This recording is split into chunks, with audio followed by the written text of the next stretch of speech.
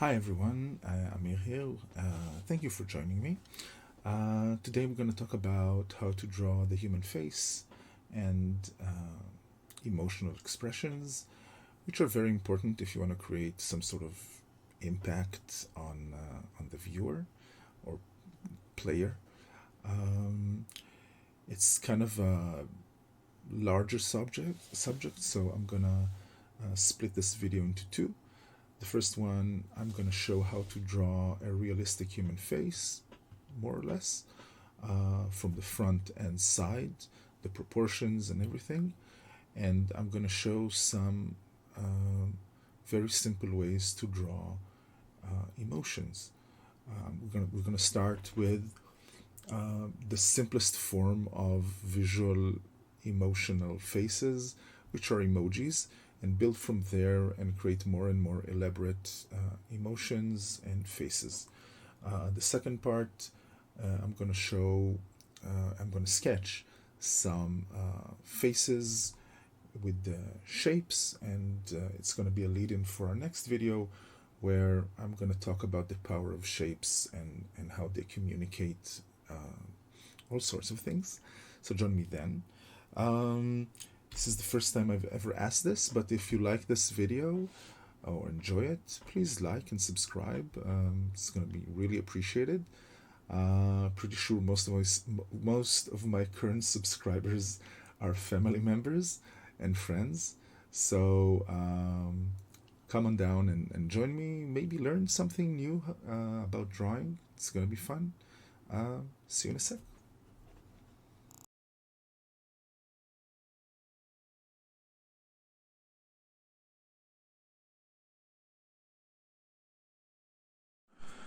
So I want to show how to draw a more realistic face and also draw the head from the side. So usually when I draw a face that's supposed to be even semi-realistic, I'll go with an egg-shaped head as a starting point. Now, usually you see artists doing this line here and a line for the eyes, the height of everything else. So why all these lines? First of all, the center line is so you can draw symmetrically from both sides more easily. So it's important, at least when you start out, like it's even essential. The height of the eyes on the face I found to be in the middle between the highest point, which is the head, and the top of the head, obviously, excuse me, and the chin. So the eyes would be somewhere around here. They would be in the center of this place. So I draw this shape, like a sad mouth on both sides. Now, the trick here is to remember that the distance between the eyes is exactly one eye. So it kind of helps when you draw it to change a bit the line, its thickness, so it fits better. The bottom part is just like a smiley mouth that's a bit smaller. So the top lids kind of cover the bottom lids. The nose will be exactly in the middle, again, unless you're like creating a very, very specific character, but generally speaking, between the height of the eyes and the chin, this will be the height of the nose, and the width of the nose is exactly the distance between the eyes. Don't believe me? Look at your own reflection. Now, noses have three major shapes. We have the straight nose, nostrils, important, and mouth. We have the nose that points up,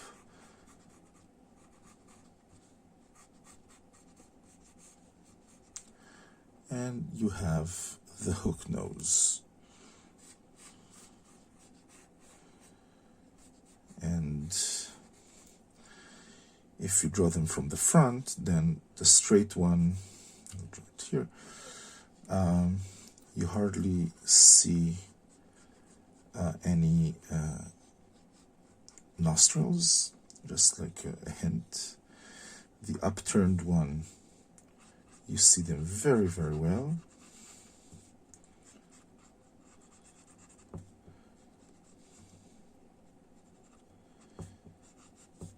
And the hook nose is again very, very easy. Oops, excuse me. It's something like this. And sometimes, in extreme cases, it even covers the mouth. So I drew some pretty straight nose. The height of the mouth will be just over the middle between the nose and the chin, and the width of the mouth is rarely beyond the center of the eyes. Again, it depends on what kind of character I'm trying to do and its facial expression. The higher lip is usually in shadow, because as you can see here, this part faces away from the light source, which is usually on top, so this will be shaded almost always. And the lower lip is usually thicker than the upper lip. And when talking about the eyes, the iris is usually never fully revealed unless the eye is opened very wide. And regardless of age, you have the folds of the lids and the pupil. Now the ears start at the height of the eyes. They go a bit up and go down. We aim them towards the height of the tip of the nose. Now, when the ears are close to the skull, you hardly see them from the front, but from the side you'll see their full shape. And if our characters have like extremely prominent ears from the front, then from the side you'll hardly see them. Okay, just something to consider. Eyebrows, all sorts of shapes. This one is a very feminine one, but the thicker I draw it, it'll look more masculine. I can accentuate a bit the cheekbones, which are kind of an extension of the ears, it looks. And usually we have some sort of this indenture here. Let's talk a bit about hair. When drawing the hair, you need to remember two things. First of all, most hairdos, unless obviously completely bald like me, most hairdos start from behind one ear and will end up behind the other ear, and the style would be how it covers the forehead. So for example, I can do this and this. As long as I come back on the other side, then it'll look okay. Now, most hairdos, unless like very, very sleeked, add to the height of the head. So I can do something like this, very manga. Let's hold it here. And if I erase the actual scalp, then it immediately will get the desired effect. Now, if it was a long hair, like a long-haired version, then I just drop the hair on the sides. You need to remember that when we have a neck and shoulders, the hair comes from behind the head as well, so all of this will be hair.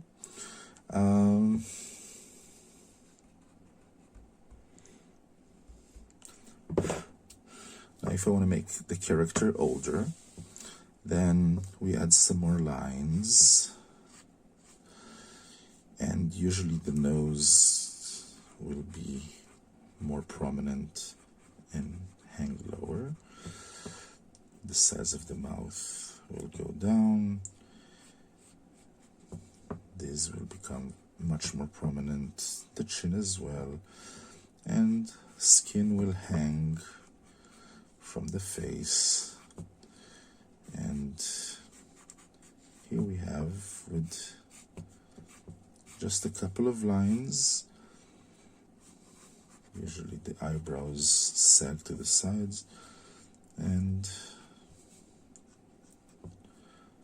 the corners of the mouth, and obviously the forehead. And here we have an older lady. Let's talk a bit about the face from the side.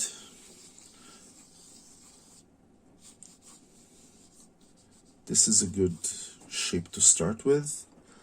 The jawline is usually in the middle of the head, gets to the middle of the skull.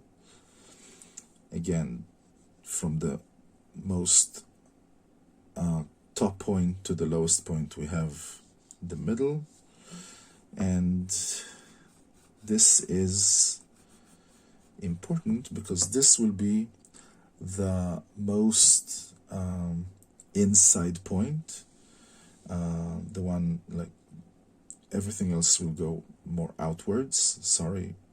The nose will go here, and it'll never reach this line. Okay, nothing I protrude outside will never get back to this line. This needs to be the one that's most inside. So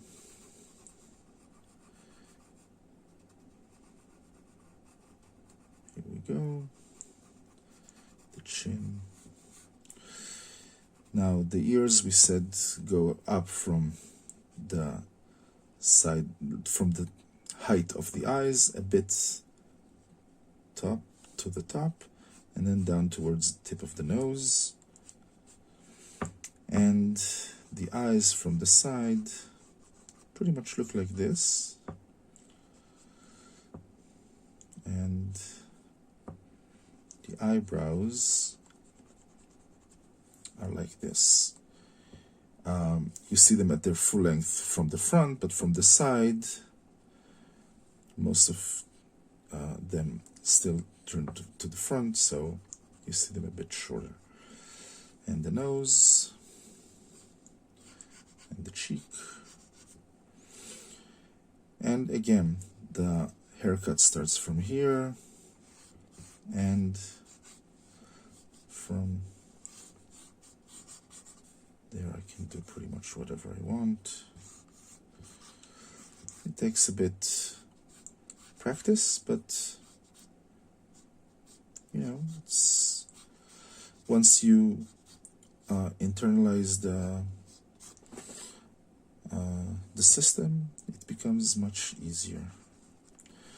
And this is like the basis of pretty much, if it's a female, then usually the neck will be a bit more delicate and thin. And every face usually that I draw usually starts with something like this.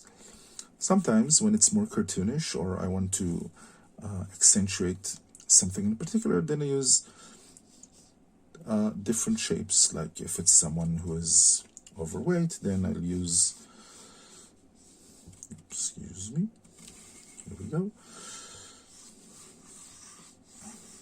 I'll use a wider shape. But again, the basis is the same.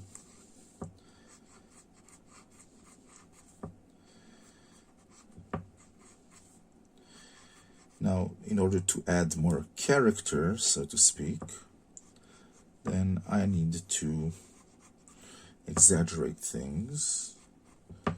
So this one's eyes are a bit wider, like further from each other than usual, and because he has more flesh on its face, then there are lines that are more visible, especially where the cheeks go.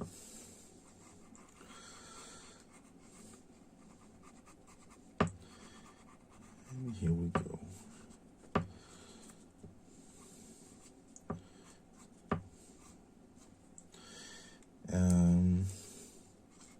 This one, I don't know. Let's leave him bold. The Kingpin from Daredevil and Spider-Man, maybe.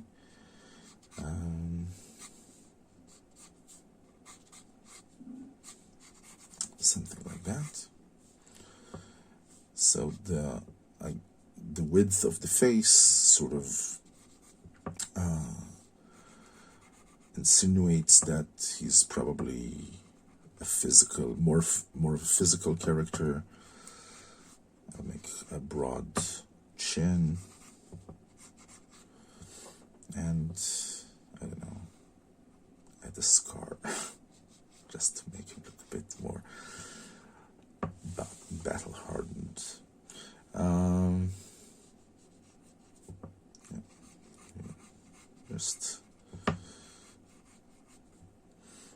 Just trying something. Now it's like I don't know, not a pirate, maybe a villain from a musketeer type of story, and heavy eyebrows. Here we go. You can tell he's very proud of his moustache. And an earring, just because. So, yeah.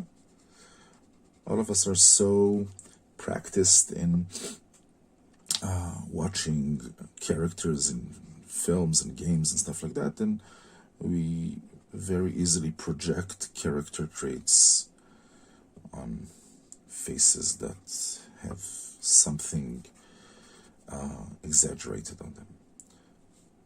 If we did this, he looks like a genie. It's been in a fight.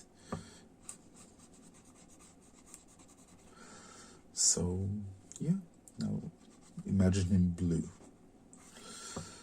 So now it's a genie. Yeah, let's make a top knot.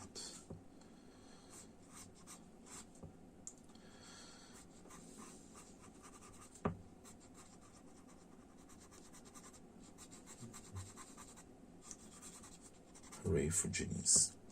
Okay, that's it for now.